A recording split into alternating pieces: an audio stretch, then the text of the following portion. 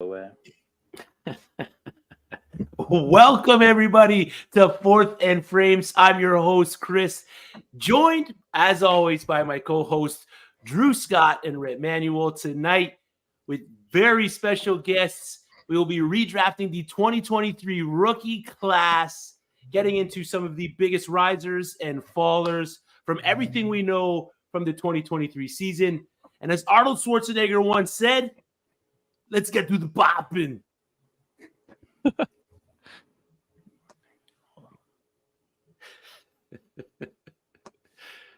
That's your cue, Rhett.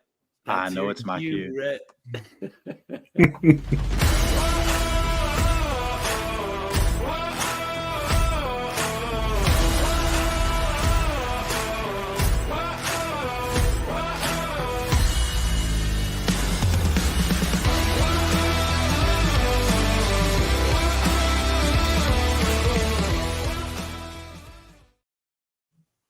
We are in early 2024 form, but fear not. We have a great episode lined up for you today. We got a draft room that is ready to go, joined by some fifth members. We got special guests on air with us tonight, Richard Sickles. Richard, how's it going, brother? It's going good. It's going good. I'm happy to make my debut here on Fantasy and Frames. Super excited to be here with y'all. Yes, sir. We're excited to have you. New fifth member, man, ready for the 2024 grind. Were you deep into the 2023 class when it first came out, or was it a class you weren't too high on? Yeah, no, 2023 was probably the first time that I really started to really dive into like videotape and stuff like that. And there was a few guys that I was walking away from that I was like, oh, I'm so excited for them to come out in the draft, and we're excited for them to come out for fantasy football. And then the time came for them to be on out there in the world, and some of them were misses, but that'll happen. That'll happen. Yeah, it will. And we got special guest, the man himself, Chris B Squared, on the show tonight. The Dynasty Deviant, Chris Burns. Welcome to the show. What is going on, fellas? Thanks for having me back. Glad to be on. Richard, good to see you. Chris, good to see you. Drew, respect. Rhett, you're my man. Love you to death, man. I can't even act funny right now. Like, you're my dude, too.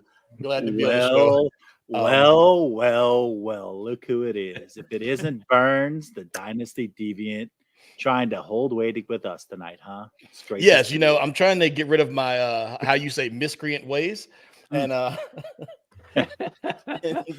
and just be an upstanding citizen and all, But yeah, it's fun. Glad to be on board. Yeah, man. We're excited to have you. We're excited to have everybody that's in the draft. Drew, Rhett, myself, Richard, Chris. We got Mike Haas in the draft. I believe Jorge Edwards is up in there as well. And yep. Mike Darling, I believe, has the 101. Burns, what spot you want? We got 102 available, 19, 110, 111, 112. Full disclosure, Rhett is 1-3, so the 1-2 is available. Well, you say Rhett's 1-3? Yeah, Rhett's 1-3. You already know I want 1-2 then. Get my sniper rifle set. Let's go.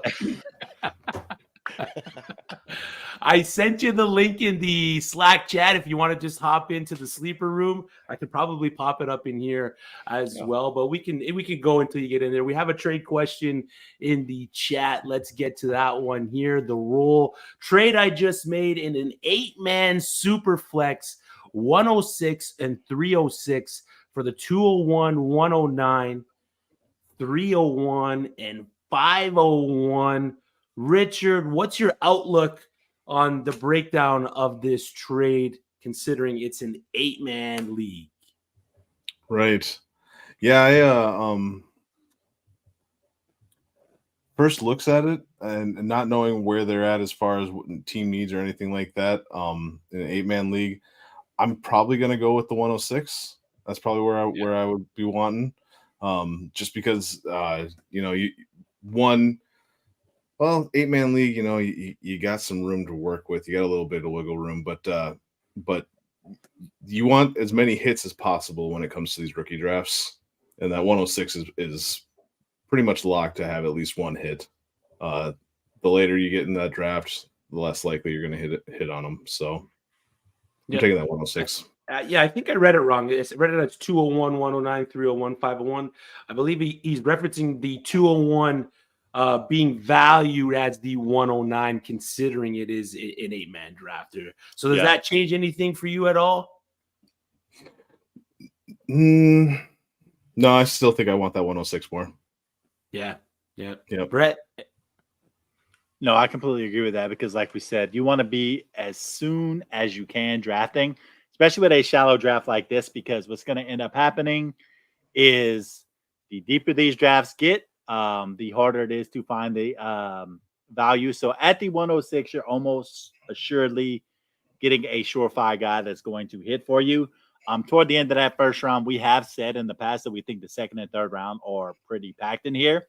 But that just means that, like in the third round, you're more likely to get a good value. But if you're trying to stack as much talent as possible, be higher up in the draft where you can be. So with that back half, you're getting the 109, which is a little bit further back, moving up a little bit to the 301. But I don't think the 5 spots you're getting in the third round is worth giving up 3 spots in that first/second round.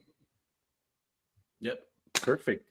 There was some big news around the NFL before we do hop in to this redraft of the rookie class. Jim Harbaugh, new head coach of the Los Angeles Chargers. We'll quickly go around the frames here. Over under on total wins for Los Angeles this upcoming season at 8.5. Rhett, we'll start with you. Over 8.5 or under?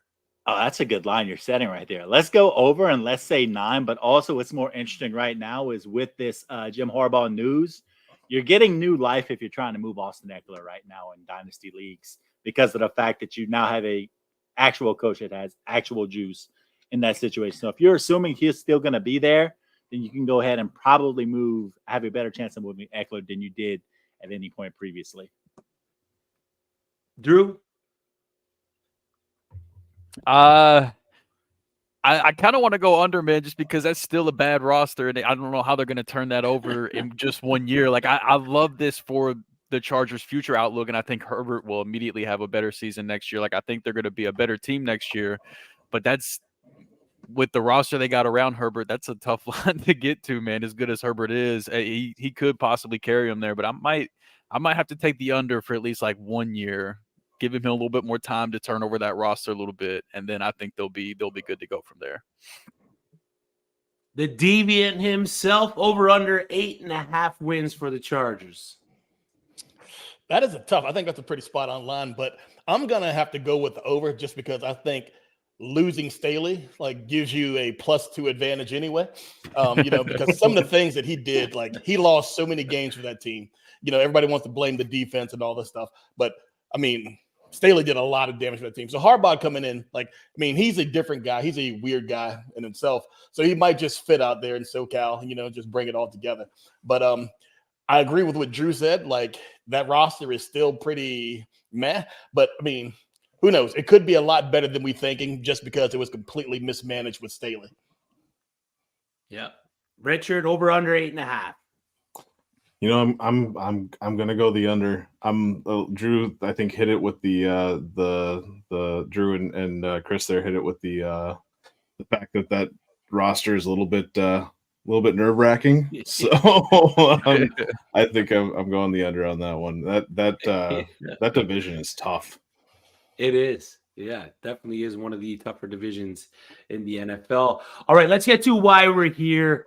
Redrafting of the 2023 NFL rookie class based on what we know from this past season. We're going to be talking about some of the biggest risers, some of the biggest fallers of the draft, guys that we've probably missed out on, third round values that have peaked up to the first round value. Where's our guy Tank Dell going? Where's Tank Bigsby going? All this fun stuff in this redraft of the 2023 rookie class. So let's bring up the board. Let's start the draft. Mike Darling is first, and he is on the clock. Who do you guys think he takes number 1 here overall? Drew, who do you think he takes here? I think it should be CJ Stroud, but I think that's the easy answer in a super flex. But I would think it would be one of the two quarterbacks. Oh, he took Marvin Harrison Jr. What a pick! We're gonna remove Blair, man. and we'll put Stroud in there.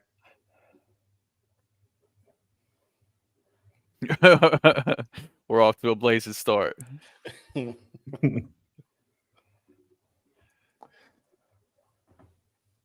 put Just CJ so excited in for there. that. So excited for that Harrison coming out this year. Yeah.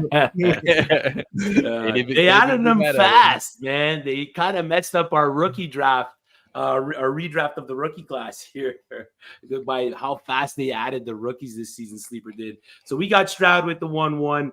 Chris Burns, you're on the 1-2, man. Where you going? So with the 1-2, I mean, I know that it is a super flex, and I'm like I'm already talking about being weird out in California. I'm gonna go with my man, like Puka Nacua, like with the number 2 pick. And yes, I'm jumping a little bit early just because I really feel that when Stafford came in, Stafford was doing his thing. We thought that Kupp was going to be the Cooper Kupp of past.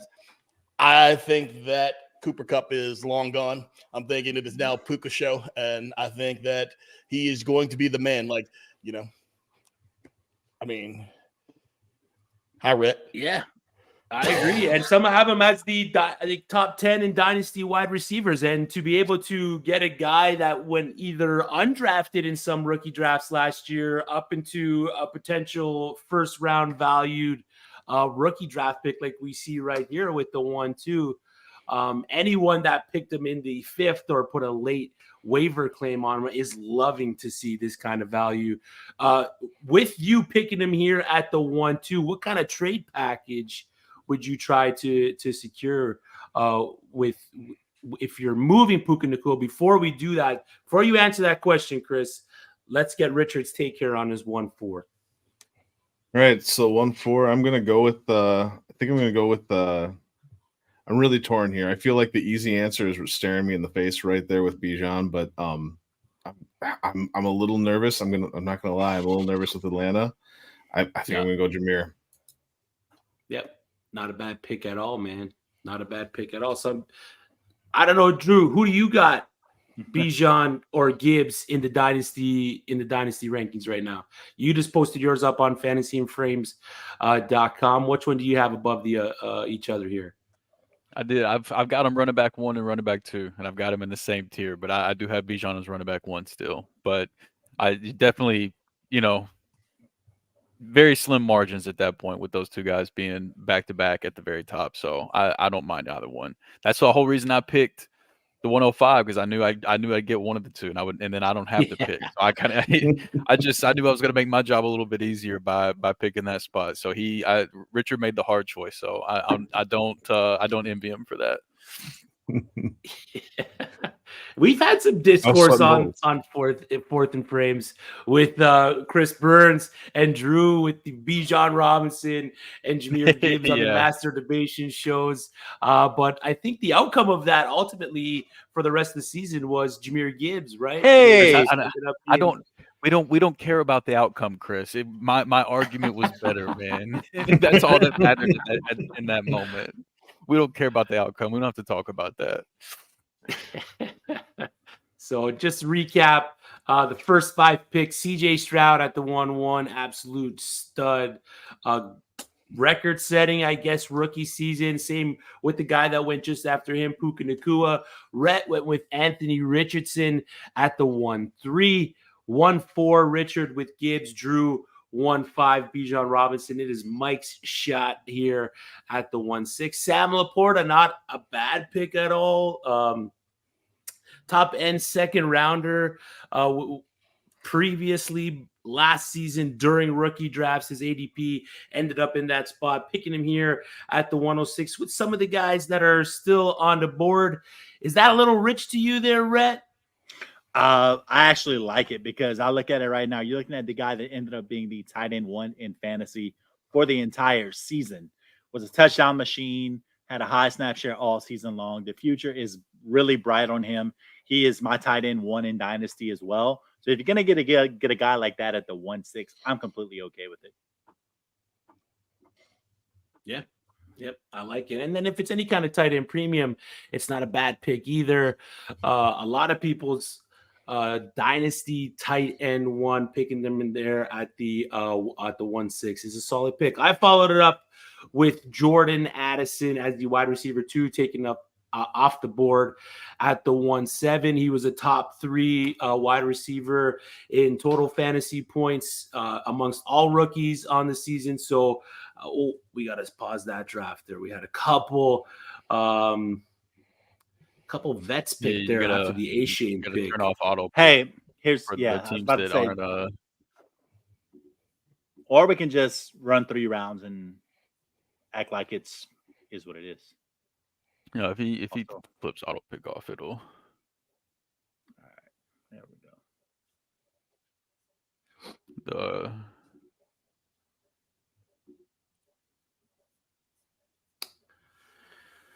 Oh, there it is. That one there. Oh, it turns it off. All right. So let's make the picks here. So Devin A-Chain, Jordan Addison, Devin A-Chain. What rookie super flex here? Are we going with Bryce Young? Considering he'd be the QB3 taken off the board here at the 109, or is there a guy that one of you guys would like to make a case for ahead of Bryce Young here? I mean, based off of the way he played throughout the year, I would probably at the 1-9. I'm not as high as Bryce right now. He's very down in my dynasty ranks. So I think I have him around quarterback 19 in dynasty, where I have somebody like Zay Flowers in terms of wide receivers much, much higher. So I'd make a case for Zay Flowers in that situation. That was going to be my Anyone argument opposed too. to Flowers? Works for me. We'll pop Zay Flowers there at the 1-9. And then the 1-10, there is the dynamic tight end there, Buffalo, Dalton Kincaid. The first tight end taken off the board during rookie drafts last year. Most likely maybe the second or third rookie tight end taken off the board this year. Are we sticking with the tight end? Are we pivoting to Bryce Young? Jackson Smith-Njigba, the wide receiver 1 overall last year in terms of rookies. Are we going to pivot to that way? Richard, which way do you want to go here, man? So in my queue, I have Jackson Smith-Njigba up next. I think that I'm really curious to see what they do with oh dang, and now the name is escaping me. The wide receiver there, the older wide receiver there in Seattle. Thank you, Lockett. Yeah. Appreciate that. I'm really interested to see what they are going to do with Lockett. I have a feeling that they move on, and I think that Jackson Smith-Njigba has a much bigger role this next year. And what he did with what he had was already good enough, in my opinion. So, yeah, some big games down the back end stretch of the season for JSN. The talent's going to rise to the top for him. He's going to be put into a position this upcoming season, especially with the new coaching staff, to succeed there. Okay, 111, Burns. I'll let you make the pick here. Where are we going within this 2023 rookie class? We've already seen some big risers. We haven't really seen, I guess, the biggest faller right now would be Bryce Young, considering he was taken within the first 3 picks of rookie drafts last season. But where are we going here with this 111? Where's the value? Yeah, so for the 111, the value for me is going to be with Bryce Young, with this being a super flex. And the reason is everybody saw this year and how Carolina just looked terrible. And like Bryce Young didn't live up to a lot of expectations of what I think some people were thinking, not realizing just how poor of a team the Carolina Panthers are and how inept their ownership is. Like, I feel sorry for the man. I'm really hoping that, Tepper decides to push away from the table a little bit, give it to people who actually know football and let them run the operation. And I'm thinking that it's got to be better. But when you bring in Thielen and Miles Sanders as your big splash acquisitions to take you over the top, and you're telling people you have a Hall of Fame receiving room when Thielen and is your shiny toy, then you're not doing so well. So I'm thinking that his arrow, he really can't get any lower. I don't think he's got to go up. So getting him right here at the 11 in the super flex, I'm thinking it's going to be, a good pick because I think he'll have staying power. He will be around for a while. I'm hoping that they don't completely torpedo the kid's career, but I think it's a great pick right here at 11. Yeah, and considering it's super flex and looking at the news coming out this past week that the OC for the Tampa Bay Buccaneers, Canales, is tied to the head coaching position for the Carolina Panthers. And we've seen what he's done with Russell Wilson. We've seen what he's done with Geno Smith. And we've seen this past year what he's done with Baker Mayfield, putting someone like that who's had success with either resuscitating quarterback careers, bringing them back to life, putting him into a position with a talent like Bryce Young is, getting him here at the back end of the 2023 redraft of these rookies in Superflex. He's going to be the starter no matter what. There's no question. There's nobody there that's going to take his spot. The franchise is fully invested into Bryce Young. So it's great value there, him getting picked as the QB3 behind some of these guys. I don't know if there's any of these guys that you're really taking Bryce Young over Jackson Smith-Njigba, Zay Flowers, Devon Achane. Jorge there picked Devon Achane as the RB3. Not a bad pick at all. Like, you can make a case for all these guys like we did already being picked before Bryce Young. So before we cap off the first round, CJ Stroud 1-1, Puka Nacua at the 1-2, Anthony Richardson went third overall, followed by Gibbs, Bijan, the first tight end, Sam Laporta, followed by Jordan Addison, Devon Achane, Zay Flowers, Jackson Smith-Njigba, Bryce Young picked as the QB3 in this redraft so far at the 112. Drew, gonna let you make the pick here, man. All right, give me the Kansas City Chiefs wide receiver 1, Rashee Rice. Then that's the next guy up for me on my list. He ended up moving up to wide receiver 19. I am, they still need more help, so I am a little concerned that they're going to use some draft capital on a receiver, which there's a lot of receivers that I like in this class that I could see at least not like completely killing his value, but capping his upside a little bit. But I what we saw from him down the stretch being the Chiefs' number 1 option. I mean, the dude can play. So I'm trying to get some Rashee Rice this offseason, but the NFL draft is something at least worth keeping an eye on for him. And I'm gonna say this is that no matter what, barring the Chiefs bringing in somebody like a T. Higgins, I believe he's shown himself worthy enough to be that wide receiver 1 in that offense next year. Yeah, I agree. I don't think Michael Pittman hits the open market, but Pittman and Higgins would be the only 2 free agents that would concern me for Rice. Outside of that, I wouldn't be too worried. Yeah, and Mahomes has shown that once he's got a guy that he trusts, he's gonna pepper that guy game in and game out. We've seen it with Travis Kelce. We've seen it with Rashee Rice down the backstretch of the season. Rashee Rice capped off the first round at the 112. Dalton Kincaid at the 2-1. Chris, who are you picking at the 2-2, man? At the 2-2, I got to go with the mayonnaise lover himself, Will Levis, and it is not letting me draft him. Like, it won't let me pick. Doesn't want you to pick Willie. Come on. Goodness. Yes, but I'm picking Levis right now just because it is a super flex. And I think he is like the third quarterback in this class, really. He came in and he played well that first game, and then he kind of came back down to earth or whatever. But I'm thinking that with a complete reset, I think Tennessee really needs a reset. I'm thinking that he'll be able to get an opportunity and actually show what he can do. And it might be a better tailored offense for actual production, for the quarterback, instead of just being made in that image of Vrabel just to ground and pound and just beat you to death. So he's shown that he's got a big arm and that he has some playmaking ability in the NFL. I'm thinking if he gets coached up in the right system, that he actually could be a sustainable starter in a 12-team league. Yep, I don't hate that pick at all. Where do you have him in your dynasty rankings? And are you taking Levis over Derek Carr in terms of dynasty? Right there. It's close. I mean, that's the question right now. So yeah. Derek Carr, even though I think he played terrible, like he was actually chucking the ball a lot. And so I need to do like a deeper dive, but I'm thinking he ended up playing better than I thought. I trust like, so when it comes to me in like rookie drafts, I tend to trust the veterans a little more than I do the rookies. Like Derek Carr, he's been around for years. He's proven himself.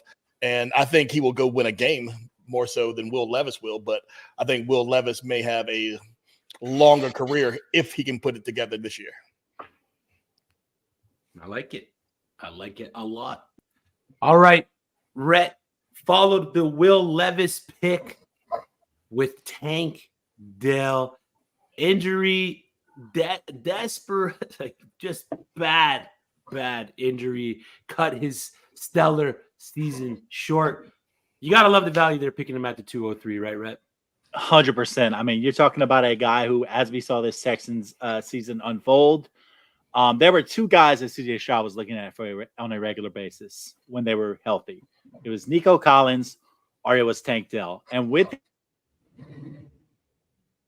season, doing some quarterback research earlier this week, I mean, the only place that he really wasn't overly efficient was in the red zone. And I'm not looking at Tank Dell as a big red zone threat because of his size. He's going to be a high targeted guy. If he comes back healthy next year, you're looking at a guy who is probably going to have 120 targets. So at least, so that is great value with the 2-3 for me. Yep. Love the pick there as the wide receiver 5. You got to take it as the wide receiver 5 in the class. All right, Richard, before your time expires at the 2-4, who you taking and why? All right, well, I'm going to solidify my running back room here for a while to come, and I'm going to take Tajay Spears. I'm really excited about him taking over the backfield for Derrick Henry there. I really think that he's going to be one of the top running backs out of this class. If not, I think he'll surpass Achane. I think he'll be a top 3 running back in this class in the end of things. Yeah, I mean, Rhett was big on him coming into the year. I believe he had him. Yeah, he had him as a top 5 running back in the class. Once he was drafted to Tennessee and we saw who he was sitting behind, of course, we dropped him back a little bit. But now that Derrick Henry's on his way out and we saw what Tajay Spears can do on that Tennessee offense in those last few games, the future's bright. The Tennessee is most likely going to bring someone in there to compete with Tajay Spears into that backfield. But I'm looking forward to what he's going to be able to do. And then, of course, Drew, you can go jump in a lake. But I'm looking forward to what Tajay Spears is going to be able to do with a decent workload in the Tennessee backfield. And then Drew followed that pick with a Green Bay wide receiver, Jayden Reed. That's pretty much where his ADP was ending up last season, Drew, with Jayden Reed. So no real movement there for him. Yeah, I mean, I've got him at 14 overall in this class. So if it was just me redoing this whole thing, he would have been off the board already. So I do think he's moved up a little bit. And for me, the reason he moved up for me, I liked him because this pick was an ode to you. You were the one that put me on Jayden Reed in the first place. I liked what I saw from Jayden Reed, but I was so wrong about Jordan Love though, and that's what changed for me. Like before the season, I was not a Jordan Love guy. I did not expect to see him play as well as he did down the stretch. So now that I've seen that, it gave me the confidence to move Reed up a little bit more.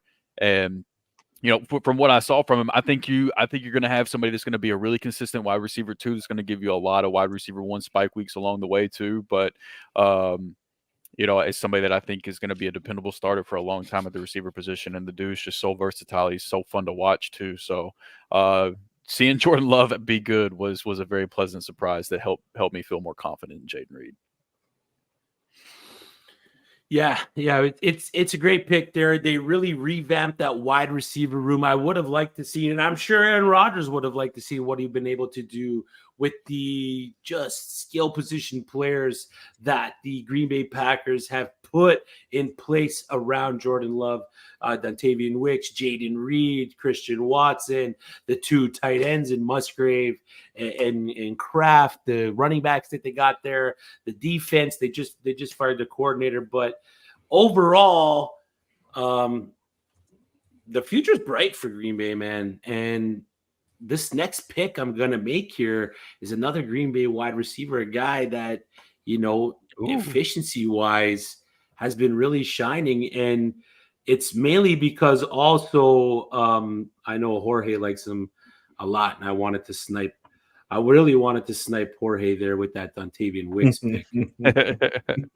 But he picked Jake Ferguson, so we'll remove that Jake Ferguson pick. Naughty boy Jorge. We'll remove these vets. Keaton Mitchell there. We'll remove Keaton Mitchell. So do we want to make the pick for Jorge here? Oh no, it looks like he's online. Let's resume. Let him pick Charbonnet. Pause this baby. We're in mid-season form here. we haven't had the mock draft in a while, man. It's all good. Started off from the top. Season's been over for a while. Trust the process, baby. It'll be fine. Yeah. So, Richard, we'll let you make the pick here at the 209. Wicks went. Charbonnet went. Who are we taking here? Where's the value? Where's the value lie? Oh, the value. Well, there's a couple guys that I'm looking at here. I moved him down my queue here a ways, but I think I'm going to move him back up again with the news that came out today with Harbaugh coming in. I'm willing to take another chance on Quentin Johnson and just see what it is that he can do. Oh my! I know. I can tell you what he's going to do.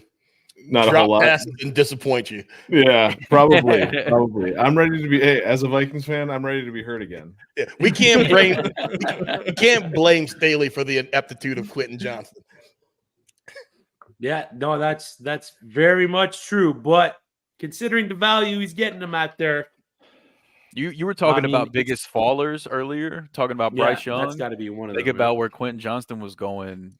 Compared to where he went now, that's kind of wild, man. That's almost a full round, right? He's going around that 1.9, 1.8 last year. Yeah, so definitely considering 2.9 here, and really Richard only picked him. He moved him up because of the news of Jim Harbaugh. If Staley was there, where are we putting Johnson? Is he falling back into that third round of these kind of value in this draft? Whenever I was doing the top 30 yesterday, I think Quentin Johnson was barely, I think he had him around like 28 or something like that. So he'd have been an early third round guy. So yeah, it was rough. Yep. Agreed. Drew, you've been working on your dynasty.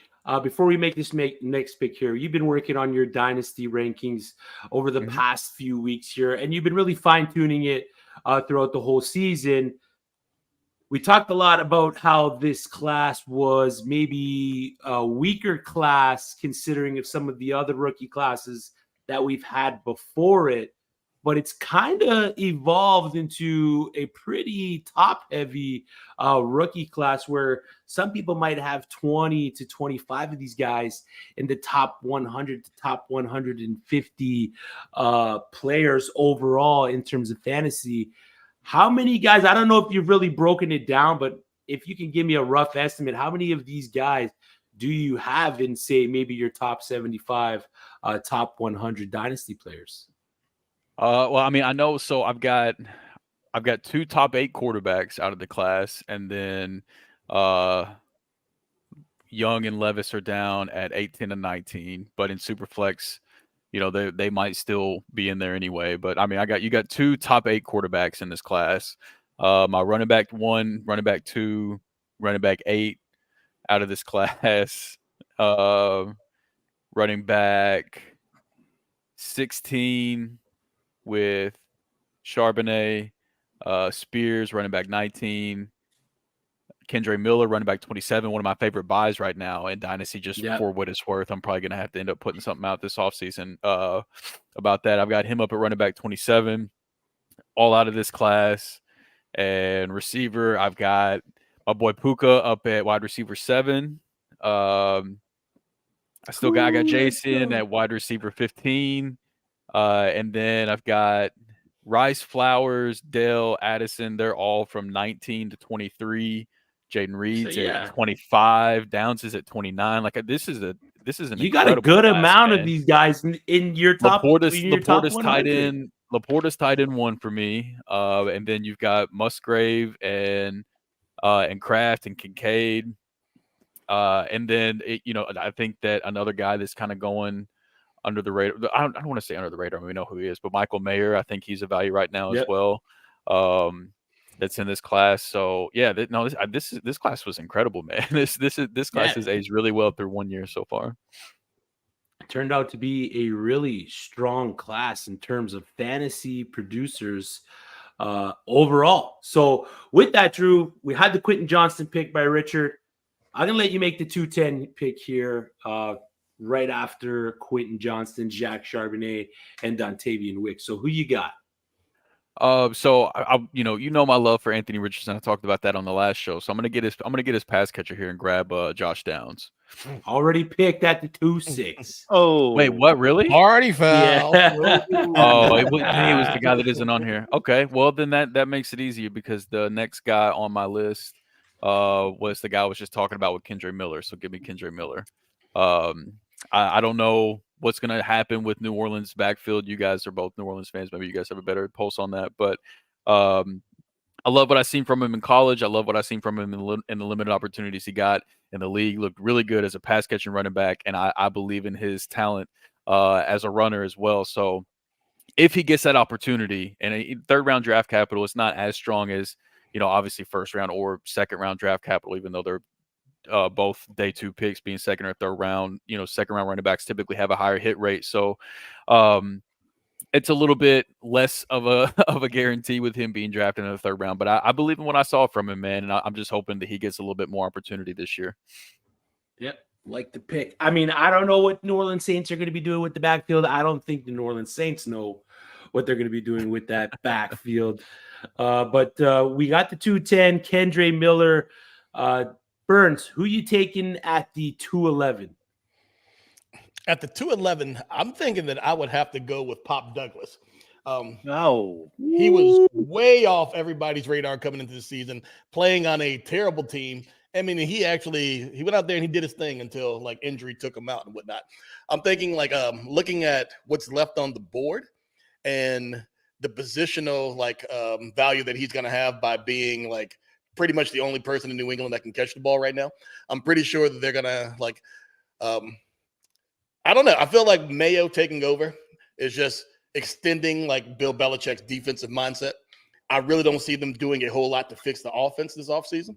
But I mean, I'll be surprised. But I think that Pop Douglas will, get in there and actually give us some type of relevance, as a bye week fill-in or like a flex play in a few weeks this season, which I think is worthy of into the second round. Yep. I like the pick there. Love the pick with Demario Douglas. I was kind of hoping he'd slide down to the third where I'd be able to pick him up, but that's not the case with you around, Chris. Us Chris B's are always, thinking the same. So that caps off that leads us to the 212 Rhett. Cap off the second round for us here. Who we picking with the 212? Yeah, give me Roshan Johnson, and this is why I'm going with that. I mean, I'm looking at this Cincinnati, Chicago offense. First off, they're going to be breaking in an actual relevant offensive coordinator this next season. There's going to be a new starting quarterback, presumably Caleb Williams. We're assuming Justin Fields gets traded. We assume that Deontay Foreman is on the way out. That leaves a running back 2 chair in a system coming from Seattle where they like to use 2 backs, and Roshan Johnson very much being a guy who could catch the ball, run between the tackles, had some nice receiving games this year, some nice 15, 16, 17, 18-point games early in the season. He is a guy that I believe in. He's a guy that I have shares of, and he is a guy that I think, like Chris just said, late in the second round, you're looking for guys who are going to give you some flex plays and some flex weeks, and I certainly think that is a floor for Roshan Johnson next season. I like that pick a lot, Rhett.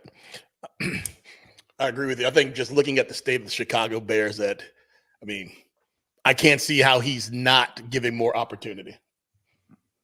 No, I agree with that completely. And thank you for complimenting me, by the way. Who knew that we would grow this much in such a short amount of time? Look at us, huh? I mean, it's for the cameras. You wait till they shut these. I'll just play it.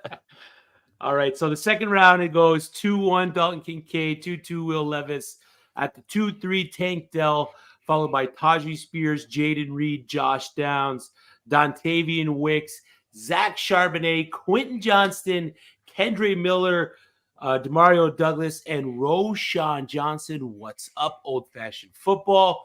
Quickly around the frames before we get into this third and final round. We'll start with you, Rhett. Biggest surprise so far? Biggest surprise so far is probably the fact for me that Tank Dell slid into the second round. I know you're gonna think I'm being biased right now, but he was a guy that I thought was probably gonna go around 1-9, 110 in this redraft. And for him to come and I was expecting Bryce Young to go a little bit later. I had him above Rashee Rice, who I'm really high on, but I'm a little bit higher on Dell. I had a Dell above Kincaid. So all these guys went before him, so I was a little bit shocked that Tank Dell slid in where he was, but I'm not mad at it either. Yeah, I did a same kind of exercise with the guys at the FFRPG pod, and I had no problem taking Tank Dell in that mid-first round, knowing what he was able to do at the next level. So, Drew, what's your biggest surprise here so far in the draft? I'm gonna make Rhett feel a little bit better since he won't think it's just because he's the one that drafted him. But I was gonna say the same thing with Tank Dell. I had him as the 11th overall player in this class for a redraft, and so seeing him slide to the 203, I would say that was the biggest surprise for me too. Burns, as you make your pick. Yo, you want me to make my pick first? All right. Sure. Any order. I'm good. I'm easy. How about this pick right here? Durham Smythe. I know he wasn't a rookie, but I mean, all right. Can you reverse that for me? This guy, man. Just sniping red all over. A man after my heart if I've ever seen one. Look at it. All right, so I'm gonna make my pick real quick. I'm gonna Trey Palmer because I don't, I would love to get him. I don't want to have to fight on free agency for him. But yes, I got to jump on the Tank Dell train too as the biggest surprise. I really forgot that he was on the board because I didn't set my queue up before hopping in here. And so I'm scrambling trying to remember who the rookies were. And I definitely would have taken him over Will Levis, if I'm being honest. But I mean, I think that's a great pick. I kind of feel that I like where Laporta was. I wouldn't have been surprised if Laporta actually went before, Bijan. Yeah. Just for the fun of it. And I think that just keeps coming after Bijan. I love it. And Rashee Rice. I think Rashee Rice at the end of round 1 is a massive value pick because I think he will be the number 1 wide receiver for Patrick Mahomes for years to come. I started saying this around like week 6 or 7, in the offseason, thinking that he's going to be the guy, and he started coming on. So I really feel that if we redo this draft in 2 years, I think we're going to be like, oh, Rashee at 12 was a great value. Yep. I agree with all that. I agree with all the statements he made there. So Trey Palmer, the 3-2 followed. He followed Jonathan Mingo, which was picked at the 3-1. Chase Brown, Rhett at the 3-3. Are you expecting a more expansive role for the Cincinnati Bengal second-year Canadian boy running back? I think we saw that at the end of the year last year where Chase Brown started to get that expanded snap share, started to get some more backfield work. Maybe that was Drake Browning linked. Maybe it's the fact that Joe Mixon was secret, inefficient garbage this past season, and they saw some pop in Chase Brown. Either way, I think we are going to see more of a role this year. But what I want to talk about right now is the fact that, Burns, you didn't even realize it, but just like Trey Palmer wakes up pissed off anytime he scores a touchdown, you just pissed me off whenever you took him in that 3-2 because he was going to be I mean, I did realize it. Like, I woke up this morning feeling dangerous like Baker, so I didn't wake up feeling pissed off. I felt dangerous. And, I took Durham Smythe just to get you revved up like, oh, man, you're feeling good, and then just hit you in the heart with that Trey Palmer because double whammy, not good. Yeah, devious. I can't. All right. Ooh, we got a little run on tight ends here. Richard, before I make my pick, we heard what the other guy said were the biggest surprises for the first 2 rounds. Give us yours. I'm still kind of I'm going to shift off the Tank Dell talk a little bit, and I'm going to go with the one I'm still reeling on a little bit was Puka Nacua going 102. That one shocked me. Not in a You bad don't know way. ball. Not in a I bad take that way. back. Not in a bad way. Yeah. No, I loved it. I was ready to take him at the 104. That's one of the reasons why I took the 4 spot, was because I really wanted to talk about him. but yeah, seeing him go at the 102 in the Superflex, I was like, ooh, that's a spicy meatball. definitely is up there, considering, Superflex, Richardson on the board, Puka Nacua, the unknowns of what his 2024 and beyond is going to be. Everyone says he's QB proof, but the only highlight they show is the sideline pass from Carson Wentz. So what the Rams are going to do, I mean, Drew's the resident Ram expert. What the Rams are going to do in 2024, they're going to keep Stafford, right? That's a no-brainer. Yeah, definitely. We're not sure whether or not what Cooper Kupp's going to retire or still play. I don't think he's going anywhere towards either. playing, right? Yeah, so should be good. Another stellar year if he can put up another 1,400 yards and 13 touchdowns. He's definitely worth taking there at the 1-2. So my pick here at the 3-7 is, well, I think it's the value of the draft. I'm in the tight ends here. Keaton Mitchell, running back from the Baltimore Ravens. Yes, he did get hurt this past season, but I mean, 5.3 yards per carry, how dominant he was in that backfield. If they don't add to what they got going on there in Baltimore, I could definitely see a big role for Keaton Mitchell for the Baltimore Ravens. So I like the pick there. And then Jorge with another great pick behind me with Michael Wilson, a wide receiver for the Arizona Cardinals. Not knowing what that wide receiver room is going to be this upcoming season, that could be another great value pick there at the 3-8. So let's remove these last 4 players, and we'll finish off this draft by letting you guys make the pick. Burns, the 3-9, we got Michael Wilson, Keaton Mitchell. We had a run of tight ends before that: Luke Musgrave, Michael Mayer, and Tucker Kraft. Who are you taking here at the 3-9? At the 3-9, I'm going to go with Aiden O'Connell. There you go. That's a pick. I feel like he may have gotten forgotten a little bit, and we still don't know like what Las Vegas is going to do. But I think Antonio Pierce coming back as coach, I'm thinking that's a big deal for that team. I'm thinking they'll bring some more continuity. And like I just feel like O'Connell, he came in, like he played, and he was a rookie. He had some peaks and he had some valleys. But I feel like with that, McDaniel's gone, it's turning that ship around, and I think that he'll be able to play for a little bit. And getting him late in the 3rd round. He could be a super flex fill-in, or he could be like some trade fodder to like move me up to a position that I really need. So QB currency in a super flex, I'm always looking for it, especially if I can get it cheap. And that's why I want O'Connell there. That's a great pick. Yep. And you're drafting him for his sleeper profile picture, which is beyond epic. I think they must have took it down here because it shows with no photo, but it was epic, the one they had in there. All right, so Richard, we'll let you pick the 3-10 here to finish off the draft. Wilson, O'Connell, who you taking? All right, so I'm going to go with another wide receiver here that I really loved coming into this draft class, and I think that a second year is going to really do him a lot of good. I think that Jalen Hyatt is going to figure things out.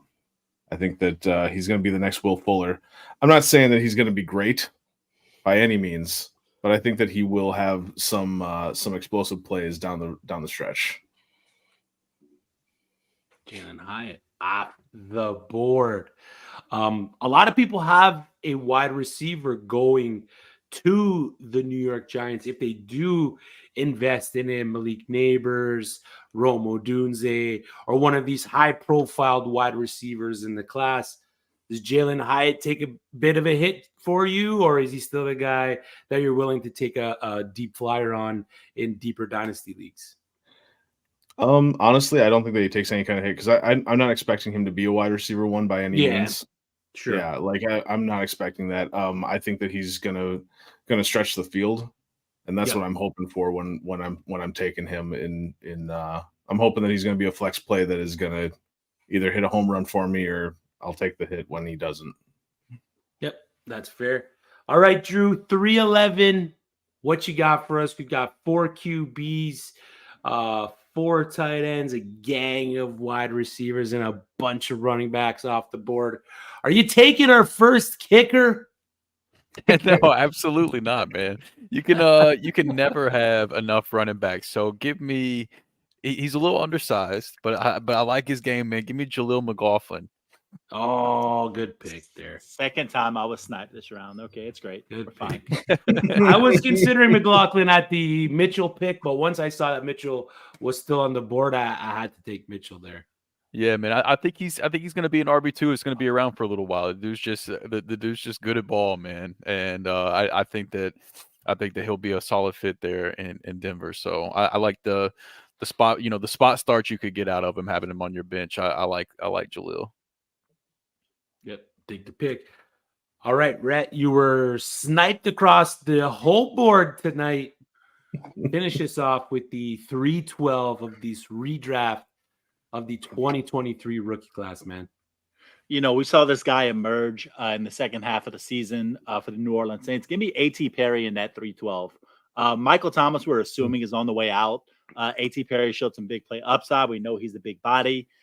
They went surprisingly high on him. I believe it was around 4th round draft capital, which, he's one of these guys where, once again, I don't know if you're expecting him to be a weekly starter that you can plug and play and expect a floor.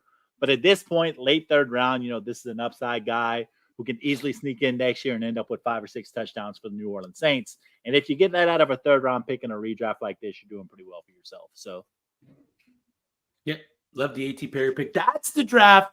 Just a quick recap. I'm going to go over all the picks for the people that are listening at home or playing the at-home board game. CJ Stroud was the first overall pick in this super flex redraft of the 2023 rookie class. So CJ Stroud followed by Puka Nacua, Anthony Richardson, Jahmyr Gibbs, Bijan Robinson, Sam Laporta, the first tight end taken off the board, Jordan Addison, Devon Achane, Zay Flowers, Jackson Smith, Najigba, Bryce Young, and to finish off the first round at the 112, Rashee Rice. After that, the 2-1, Dalton Kincaid, Will Levis, Tank Dell, Tajee Spears, Jaden Reed, Josh Downs, Dontavian Wicks, Zach Charbonnet, Quentin Johnston, Kendre Miller, Demario Douglas. And then to finish off the second round, Roshan Johnson. And then into the 3rd round, we had Jonathan Mingo, Trey Palmer, Chase Brown, Luke Musgrave, Michael Mayer, Tucker Kraft, Keaton Mitchell, Michael Wilson, Aiden O'Connell, Jalen Hyatt, Jaleel McLaughlin, and A.T. Perry to finish off the 3rd round. Obviously, guys, the biggest mover in this rookie draft is the guy picked at 1-2 in Puka Nacua. But to me, the second biggest mover is probably a guy that was not picked at all. Maybe 2 guys that were not picked at all, guys that were taking at the top end of the 2nd round of rookie drafts last year. That's Tank Bigsby and Marvin Mims. Mm-hmm. 2 guys that were touted to be these high-profile next men up on their respective teams. But, Rhett, man, I got to ask, what's the value of Tank Bigsby, knowing what we know, knowing what we've seen Travis Etienne do in that backfield? But what's the value of Tank Bigsby as a dynasty asset running back? I don't think he's completely dead yet, but I think he's on life support. I mean, we just saw Travis Etienne be so efficient, and we saw Doug Peterson as the season went on. Tank Bigsby was healthy pretty much all season long. Travis Etienne was a little bit banged up at some points during the season. What we ended up seeing, despite both of these things coming to life, was the fact that he still relied on Travis Etienne over Tank Bigsby. So what that tells me is that he's in practice every week. He's seeing work ethics. He's seeing how these guys are running. They might have just dropped the ball in that draft pick when it came to Tank Bigsby. And that's okay, because sometimes you're going to miss on these picks. I mean, we're going to see what happens this offseason with camp. If they draft another running back, if they retain Dearness Johnson in free agency, whatever it looks like, that's going to be an interesting thing to watch this offseason with Tank Bigsby. Yeah, that's what I was about to say. I think the usage of Dearness Johnson said a lot. Spoke volumes, and the volume was turned up loud. Played in residential areas at loud volumes was that drum of Dearness Johnson banging in that backfield.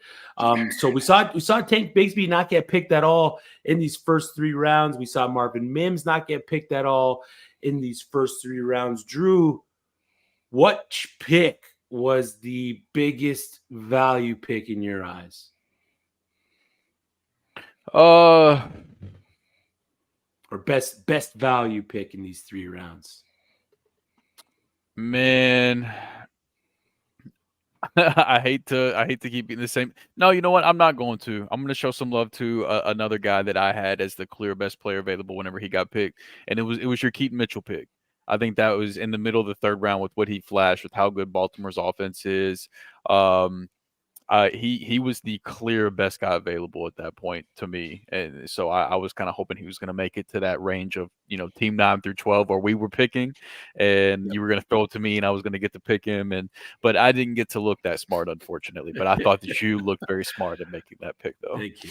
Thank you.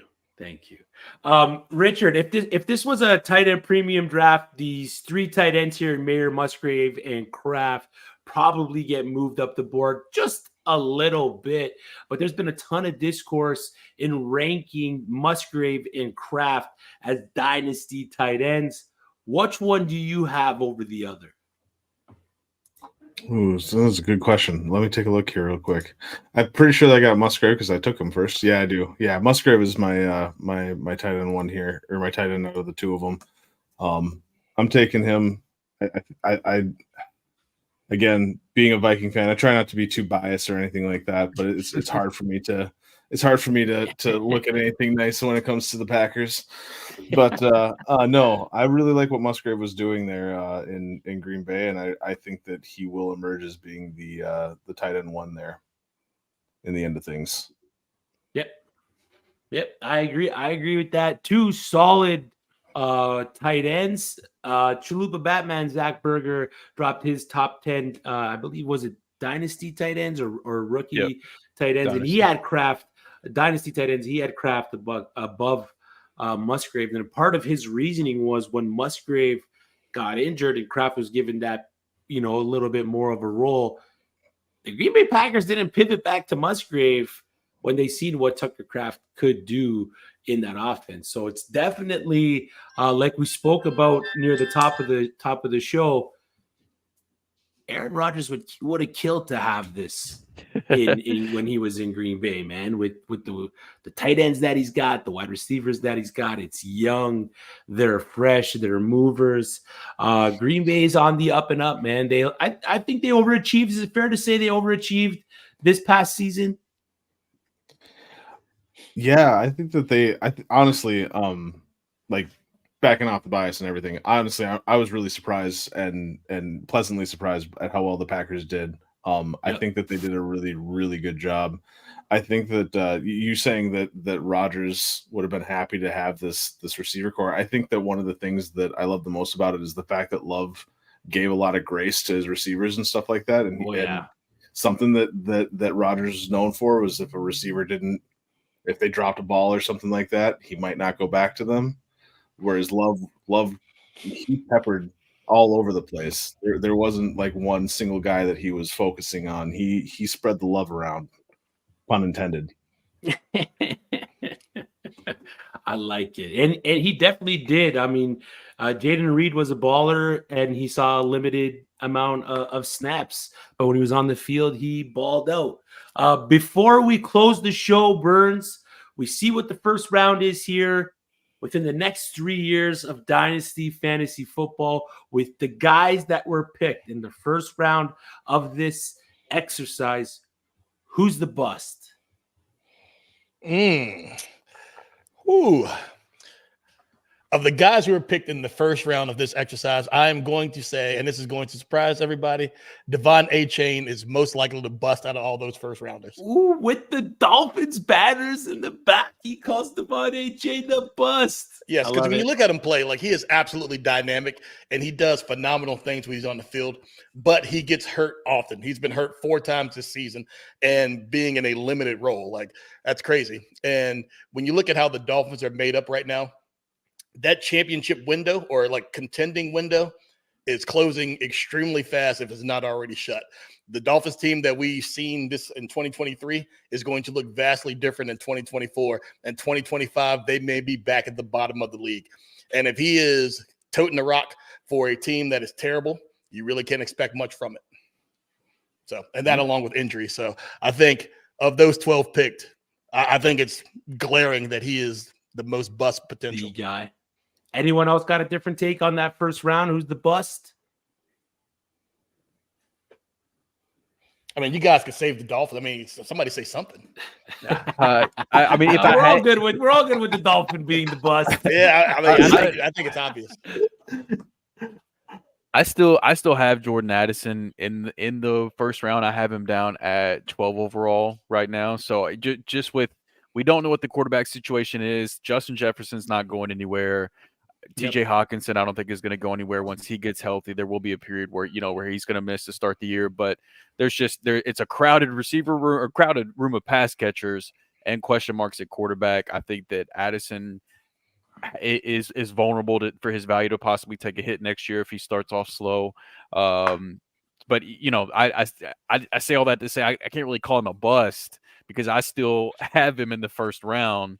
So, but I think he's a guy I had a share of him in Dynasty, and in that period where Jefferson was hurt, I sold for what I thought was a profit off of it because I was worried of what that would look like whenever Jefferson came back. And now we've got the quarterback situation and things like that as well. So that makes me a little bit nervous, which has nothing to do with Jordan Addison, the talent. But if I had to pick somebody other than A-Chan to just help out Burnsy, that would be the other one that I would be a little bit concerned about. What about Njigba? Anybody feeling a little nervous about him? Yes. I was actually going to say that if I was looking at these receivers, I actually had Zay and Reishi over Addison and Njigba, mainly because of quarterback situations. We know what Zay Flowers has. We know what Reishi Rice has in a quarterback situation. We don't know who Minnesota's quarterback is going to be, and he's attached to Justin Jefferson on the other side, and DJ Hawkinson. And Jackson Smith and Jigba. I mean, I know me and Chris have had our ups and downs on Geno Smith, but let's be honest. Geno Smith is not the level of quarterback that these other guys are with Lamar and Patrick Mahomes by a long shot. So, yeah, I have a little bit of anxiety about JSN. I don't think he was even in my first round, if we're being honest. Yes, like for me, JSN, for me, I know I'm higher than consensus probably, but he's still my wide receiver 2 in this class behind Puka. But he came into his rookie year with an injury into a crowded quarter or receiver room, and the receivers in front of him didn't really get hurt. So he was coming into his rookie year with an injury. He was already in a crowded receiver room. I still believe in the talent. It looked like I don't know what's going to happen with Tyler Lockett. I know this is going to be a new coaching staff.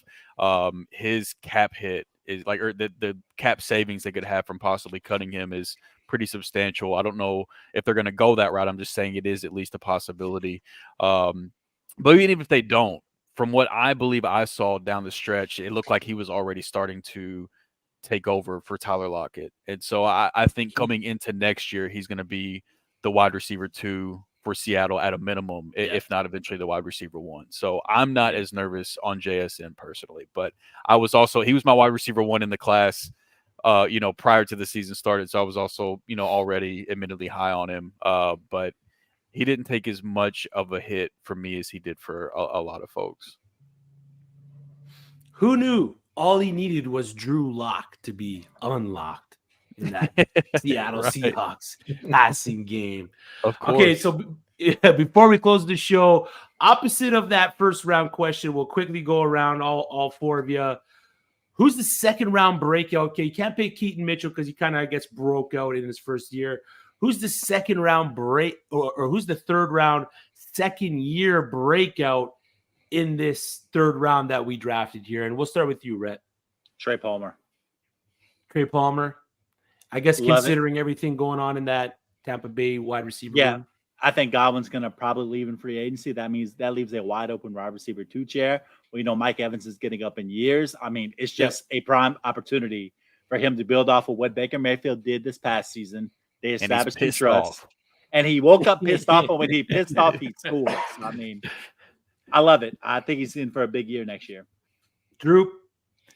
So that was gonna be my pick, but you know what? Just give me my pick. Give me Michael Mayer. I don't know if Devontae Adams is even long for this team. I still like the skill set. I mean, he's not, he doesn't have the athletic upside that some of the tight ends that got drafted in front of him does, but overall, an extremely strong tight end that I think could be in for a solid fantasy year next year just off of volume. Yep. Burns, who you got? So my pick was going to be Trey Palmer also. Everything that Rhett said is awesome. That guy that drafted Trey Palmer is smart, man. Yeah, he's brilliant. Brilliant. And I've been trying to get Trey Palmer everywhere I can. I got denied by Drew because I tried to lowball him, thinking that he was not paying attention. But he was on his game. But since I'm not going to pick Trey Palmer, I'm going to say Jonathan Mingo because – Steve Smith gave his seal of approval saying that Mingo was the receiver of the, this class. And I mean, he said the same thing about Cooper Kupp. And with everything that happened with Carolina, I mean, it was bad. So it's got to get better. So I'm going to say of this third round, I'm taking Mingo if I can't have Palmer. Yep. All right, Richard, close us off with your year 2 breakout in this third round. Yeah, I'm going to echo what Drew was saying earlier with your pick on Keaton Mitchell. Honestly, I really loved what I saw out of him and the limited amount that we got. I think at some point the Baltimore curse that they have there with running backs has got to stop. It's got to come to an end at some point in time. So yeah, give me Keaton Mitchell. I think that he's going to be a great player for them for years to come. It'll stop when they move back to Cleveland. Oh, just in the middle of the night, they're gonna move back to Cleveland. My breakout year 2 player is Chase Brown, running back of the Cincinnati Bengals. He's going to be the pass catching running back for Cincinnati in his second year and might even take over that main role running back for them. So there's a lot of great players here in this third round: O'Connell, McLaughlin, Michael Wilson, the 3 running backs, and in Trey Palmer and Jonathan Mingo.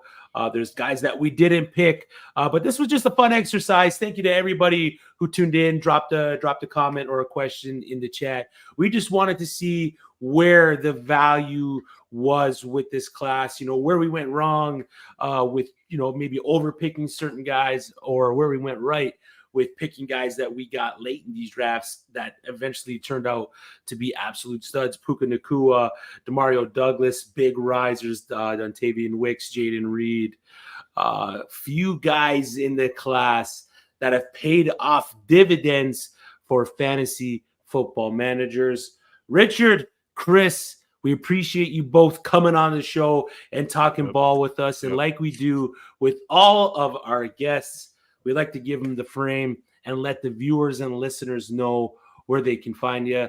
So, fellas, the frames is yours. I'll let you guys fight out who gets to go first. Have at it, Richard. You're the newbie. You do your thing, man. You do your thing. All right. Thank you. I appreciate that. No, you can find me on Twitter at GingerBeardMan. That's GingerBeardMan with a 3 instead of an A. I got the red beard. Yeah, just recently, like I said, this is my debut on Fantasy and Frames, so this is pretty exciting. Can't wait to start getting some more work out there. And then you can find me on Razzball, and you can find me at NFL Lab Network. Awesome. Burns. And for me, I'm Chris Burns, but I'm Dynasty Deviant on all the socials if you want to look out for me there. I also might be headlining in Vegas. I'm waiting for a call to come back to be like a lounge singer out there. So if I get a residency out there, then, that'll be pretty cool. But since that probably is not going to happen, you can find me on X, doing my things, keep you motivated, keep you positive, keep you laughing.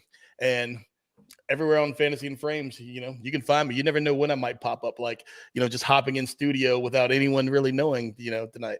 So I appreciate you guys having me. I absolutely love working with you all. And Richard, glad to be on, a pod with you this early on. Yeah. We got to do more, but thank you guys. I really sir. appreciate it. Yeah, we appreciate both you guys. Go find them on X where they are going to give it to you. Drew, Rhett, any final words? No, man, as usual, this was fun. I mean, really shocked by how much value is actually in these 3 rounds. Like, a lot of guys that we're looking at, we're saying, man, these guys might be long-term fantasy producers. That was my big takeaway from this exercise tonight, is how many young players are coming up in the league. And I mean, with this draft this coming year, I mean, it's a deep receiver class, it's deep quarterback class, but with how many running backs were picked in this draft tonight, you have to wonder, this offseason, should people be making dynasty moves to acquire some of these young running backs like a Chase Brown, Jaleel McLaughlin, Keaton Mitchell? That's a possibility. So that might be a big takeaway in terms of actionable advice tonight. Go Puka Nakua. That's my actionable advice for tonight. Puka Nakua. All right, everyone. Thanks again for hopping in. Make sure you follow at Fantasy and Frames on Twitter. Like the stream, subscribe to the channel, and ring that notification bell to get notified whenever the Fantasy and Frames team drops new content. We are busy this on season. We like to call it the on season around here. That's because right. The NFL season's fun and all for fantasy football. This is the absolute grind time. So for Chris Burns, for Richard Sickles, for Drew Scott, for Rhett, I always get tongue twisted on that last one. For Rhett Manuel, I'm Chris Battistello.